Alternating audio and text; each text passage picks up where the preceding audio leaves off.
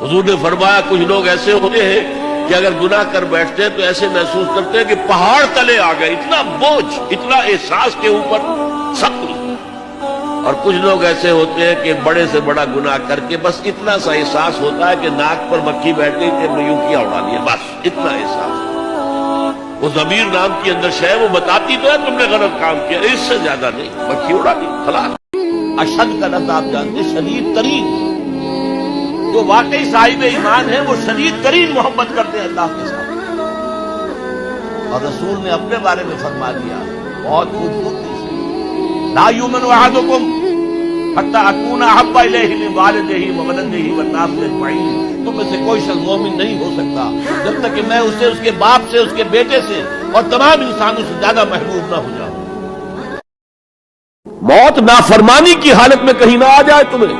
وہ کوئی ضمانت تمہارے پاس نہیں ہے کہ تم کسی گناہ کا ارتکاب کر بھی چکو گے، پھر تمہیں توبہ کا وقت بھی مل جائے گا، پھر موت آئے گی، اس سے پہلے موت نہیں آ سکتی. کیا معلوم عین اس گناہ کے ارتکاب کے دوران موت آ جائے، وہ موت کیسی ہوگی؟ ایسا کا تو سوال ہی نہیں. 3 سال آپ نے دعوت دی ہے اور یہودی علماء جو ہے جان کے ان کے دشمن بن گئے. انہیں سب سے پہلے تو ولد الزنا کہا گیا، حضرت مریم پر تہمت لگائی گئی زنا کی. اور پھر یہ کہ ان کو جادوگر کہا گیا. یہ معجزے کیا دکھا رہا ہے؟ یہ تو شیطان بعلزبول جو ہے اس کی مدد سے دکھا رہا ہے. یہ سارے شعبدے ہیں، جادو ہے اور جادو کفر ہے، لہذا یہ کافر ہو گیا، مرتد ہو گیا، ایسے سولی چڑھا دو. تو نظام کیا قائم ہونا تھا، ریاست کیا قائم ہونی تھی؟ عیسائیوں کے مطابق، یہودیوں کے مطابق سولی چڑھ گئے. عیسائیوں کے مطابق ہے کہ بعد میں اتار لیا گیا اور ایک جگہ رکھا گیا تو وہاں پھر زندہ ہو کر پھر آسمان پر اٹھ گئے. اور ہمارا جو قرآن مجید نے جو ہمیں بتایا اور جس کی کچھ تفصیل ہمیں انجیل برنباس میں ملتی ہے وہ یہ ہے کہ وہ نہیں، وہ تو پہلے ہی آسمان پر اٹھا لیے گئے تھے، گرفتار ہوئے ہی نہیں. جس ان کے حواری نے غداری کی تھی، یوڈاس اسکریوٹ، اس کو اللہ تعالیٰ نے اس کی شکل کو ولیکن شبہ لہم، مشابہ بنا دیا حضرت عیسیٰ علیہ السلام کی شکل کے. وہی بدبخت گرفتار ہوا اور کیفر کردار کو پہنچا، سولی پر چڑھا جسے چڑھنا ہی چاہیے تھا. غداری کی تھی. بہرحال میں کہہ رہا تھا کہ یہ کام انذار، تبشیر، واعظ، نصیحت، تعلیم، تبلیغ، تربیت، تزکیہ، یہ سب رسولوں نے کیا اور حضور نے بھی کیا. لیکن یہ معاملہ صرف محمد کے لیے ہے صلی اللہ علیہ وسلم، اور 3 دفعہ آیا.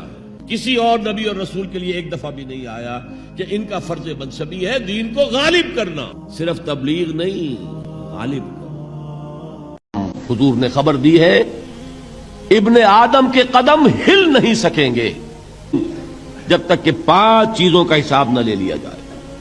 عن عمرہ فیما افناہ، عمر کا حساب دو. یہ 80 برس اور 70 برس ہم نے تمہیں دنیا میں دیے، کہاں ضائع کیے؟ وعن شبابہ فیما ابلاہ، اور خاص طور پر جوانی کا دور، یہ جوانی کہاں گلائی؟ حساب دو، ایک ایک لمحے کا حساب دو. اکتسبہ وفیما انفقہ، ایک ایک پائی کا حساب دو. مال کا کہاں سے کمایا تھا، حلال سے کہ حرام سے، اور کہاں خرچ کیا تھا، گل چھروں میں، عیاشیوں میں، یا نیکی کے کاموں میں اللہ کے دین کے لیے.